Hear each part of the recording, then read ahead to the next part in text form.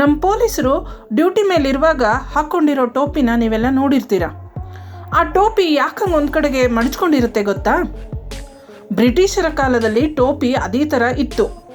ಈಗ ಬದಲಾವಣೆ ಆಗಿರುವ ಟೋಪಿ ಹೇಗೆ ಇರುತ್ತೆ ಅನ್ನೋದು ಗೊತ್ತಾ? ಈ ಮಾಹಿತಿಯನ್ನು ಈ ವಿಡಿಯೋದಲ್ಲಿ ತಿಳಿಸಿಕೊಡ್ತೀವಿ. ನೀವಿನ್ನೂ ಜೇನಗಿರಿ ಚಾನೆಲ್ ಸಬ್ಸ್ಕ್ರೈಬ್ ಮಾಡಿಲ್ಲ ಅಂದರೆ ಸಬ್ಸ್ಕ್ರೈಬ್ ಮಾಡ್ಕೊಳ್ಳಿ. ಹಾಗೆ ನಿಮ್ಮ ಅನಿಸಿಕೆ ಅಭಿಪ್ರಾಯ ಕಾಮೆಂಟ್ ಹಾಕೋದು ಮರಿಬೇಡಿ. ಪೊಲೀಸ್ ಟೋಪಿ ಮುಖದ ಸುತ್ತಲೂ ನೆರಳು ಬೀಳುತ್ತಾ ಸೂರ್ಯನ ಬಿಸಿಲ ತಾಪಕ್ಕೆ ಗುರಿಯಾಗದಂತೆ ರೂಪಿಸಲ್ಪಟ್ಟಂತೆ ಇದೆ ನಮ್ಮ ಕರ್ನಾಟಕ ಪೊಲೀಸ್ ಟೋಪಿ. ಈಗ ಪೊಲೀಸ್ ಟೋಪಿಯ ಡಿಸೈನ್ ಬದಲಾಗಲಿದೆ. ಈಗ ಇರುವ ಸ್ಲೋಚ್ ಟೋಪಿಗಳು ಕಣ್ಮರೆಯಾಗಲಿವೆ. ಅಲ್ಲಿಗೆ ಕರ್ನಾಟಕ ಪೊಲೀಸಿನ ಅಪಿಯರೆನ್ಸ್ನ ಒಂದು ಹಂತ ಮುಗಿಯಲಿದೆ. ಆ ಟೋಪಿಗಳ ಜಾಗಕ್ಕೆ ಈಗ ಪೀಕ್ ಕ್ಯಾಪ್ಗಳು ಬರಲಿವೆ. ನಮ್ಮ ಪೊಲೀಸ್ ಪೇದೆಗಳೂ ಕೂಡ SI ಇನ್ಸ್ಪೆಕ್ಟರ್ಗಳಂತೆ ಪೀಕ್ ಕ್ಯಾಪ್ ಧರಿಸಲಿದ್ದಾರೆ. ಟೋಪಿ ಬದಲಾಗೋದ್ರಿಂದ ಕೆಲಸದಲ್ಲಿ ಏನು ಬದಲಾಗುತ್ತೋ ಗೊತ್ತಿಲ್ಲ, ಆದರೆ ನಮಗೆ ಕಾಣಿಸೋ ಪೊಲೀಸರ ಶಿರವೇಶ ಮಾತ್ರ ಬದಲಾಗಲಿದೆ. ಪೊಲೀಸ್ ಟೋಪಿಯ ಹಿಂದೆ ಶತಮಾನದ ಕತೆ ಇದೆ ಅಂದರೆ ನಂಬ್ತೀರಾ? ಒಂದು ಕೆಲಸಕ್ಕೆ ಸೇರಿಕೊಂಡರು ಅಂತಾದ ಮೇಲೆ ಒಬ್ಬೊಬ್ಬರಿಗೆ ಒಂದೊಂದು ರೂಪು ಸರ್ಕಾರಿ ವ್ಯವಸ್ಥೆಯಲ್ಲಿ ಇದ್ದೇ ಇರುತ್ತದೆ. ಸಿವಿಲ್ ಅಂತ ಏನೇನು ಕರಿತೀವೋ ಅಂತಹ ಕೆಲಸಗಳನ್ನು ಬಿಟ್ಟರೆ ಪೊಲೀಸ್, ಡಾಕ್ಟರ್, ಸೈನ್ಯ ಮುಂತಾದ ಕಡೆ ನೌಕರಿ ಮಾಡುವವರಿಗೆ ಒಂದು ಯೂನಿಫಾರ್ಮ್ ಅಂತೂ ಕಡ್ಡಾಯ. ಪೊಲೀಸ್ ಯೂನಿಫಾರ್ಮ್ ನಮ್ಮ ದೇಶದಲ್ಲಿ ಮೊದಲು ಶುರುವಾದ್ದು ಬ್ರಿಟಿಷರ ಕಾಲದಲ್ಲಿ. ಬ್ರಿಟಿಷರು ಬರುವ ಮುನ್ನ ಕಾನೂನು, ಪೊಲೀಸು ಅಂತ ವ್ಯವಸ್ಥೆ ಇರಲಿಲ್ಲ ಅಂತ ನಿಮಗೆಲ್ಲ ಗೊತ್ತೇ ಇದೆ.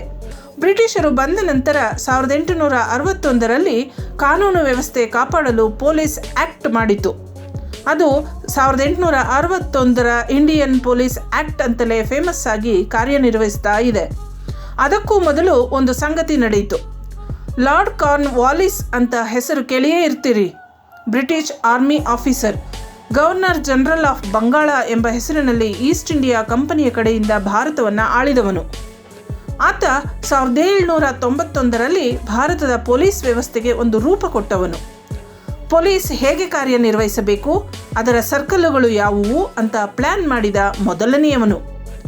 ಅದರ ಹಲವು ದಶಕಗಳ ನಂತರ ಕ್ರಮೇಣ ಪೊಲೀಸರ ಕಾರ್ಯರೀತಿ, ಕಾಣುವ ರೂಪುರೇಖೆ ಬದಲಾಗ್ತಾ ಹೋಯಿತು. ಆಗ ಪೊಲೀಸರು ಅಂದರೆ ತಲೆಗೆ ಒಂದು ಮುಂಡಾಸು, ಕಾಕಿ ಶರ್ಟ್, ಕಾಕಿ ಚಡ್ಡಿ, ಜೊತೆಗೆ ಒಂದು ಲಾಠಿ. ಅದರಲ್ಲೂ ಗ್ರೇಡುಗಳು ಬದಲಾದಂತೆ ವೇಷವೂ ಬದಲಾಗುತ್ತಿತ್ತು. ಇದೆಲ್ಲ ಬ್ರಿಟಿಷರ ಕಾಲದ ಕಥೆಯಾಯಿತು. ಬ್ರಿಟಿಷರು ಭಾರತ ಬಿಟ್ಟು ಹೋದ ನಂತರವೂ ಬಹಳಷ್ಟು ವಿಚಾರಗಳು ಬದಲಾಗಲಿಲ್ಲ. ಬಹಳ ಕೀ ಪಾಯಿಂಟ್ ಅಥವಾ ಎಕ್ಸಿಕ್ಯೂಟಿವ್ ಆದ ಕೆಲಸಗಳಿಗೆ ಸಂಬಂಧಪಟ್ಟಂತೆ ಬದಲಾಗಲೇ ಇಲ್ಲ. ಕೋರ್ಟಿನ ಕೆಲ ರಿವಾಜುಗಳು, DC ಕಚೇರಿಯ ರಿವಾಜುಗಳು, ಶಿಕ್ಷಣ ಕ್ಷೇತ್ರದ ಪಠ್ಯದ ರೀತಿ ನೀತಿಗಳಲ್ಲಿ ಅಂತಹ ಬದಲಾವಣೆ ಸ್ವತಂತ್ರ ಭಾರತದಲ್ಲಿ ಆಗಲೇ ಇಲ್ಲ. ಅವೇ ಸರಿ ಇದ್ದವು ಅಂತಲೋ ಅಥವಾ ಹೊಸತನಕ್ಕೆ ಇನ್ನೂ ತೆರೆದುಕೊಂಡಿರಲಿಲ್ಲವೋ ಗೊತ್ತಿಲ್ಲ. ಅಂತೂ ಸ್ವಾತಂತ್ರ್ಯ ಬಂದ ನಂತರವೂ ಪೊಲೀಸರು ಚಡ್ಡಿಯಲ್ಲೇ, ತಲೆಗೆ ಮುಂಡಾಸಿನಲ್ಲೇ ಕೆಲಸ ಮುಂದುವರಿಸಿದರು. ಸ್ವಾತಂತ್ರ್ಯ ಬಂದ 10 ವರ್ಷಗಳ ನಂತರ ಹಲವಾರು ರಾಜ್ಯಗಳೂ ಆದವು. ಆಯಾಯ ರಾಜ್ಯಕ್ಕೆ ಆಯಾಯ ಪೊಲೀಸ್ ಅಂತಲೂ ಆಯಿತು. ಆಗ ಕರ್ನಾಟಕ ಪೊಲೀಸ್ ಕೂಡ ಹೊಸದಾಗಿ ಕಾಣಿಸಿಕೊಂಡಿತು. ಆಗ ಕರ್ನಾಟಕ ಪೊಲೀಸ್ ಅಂತ ಇರಲಿಲ್ಲ.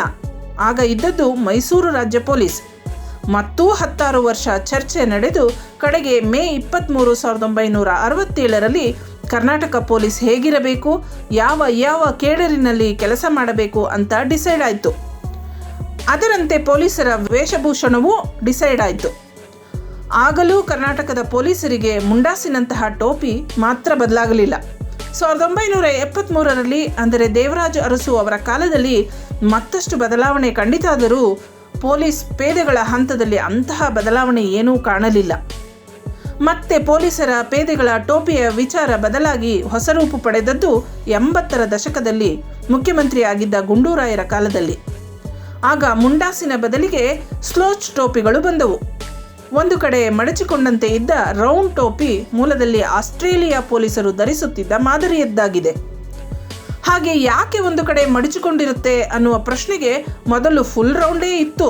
ಆದರೆ ಪೊಲೀಸರು ಕೆಲಸ ಮಾಡದೆ ಒಂದೇ ಕಡೆ ಮಲಗಿ ಒಂದು ಕಡೆ ಬೆಂಡ್ ಆಯಿತು ಅಂತ ತಮಾಷೆ ಬಹಳ ಕಾಲ ಚಾಲ್ತಿಯಲ್ಲಿತ್ತು.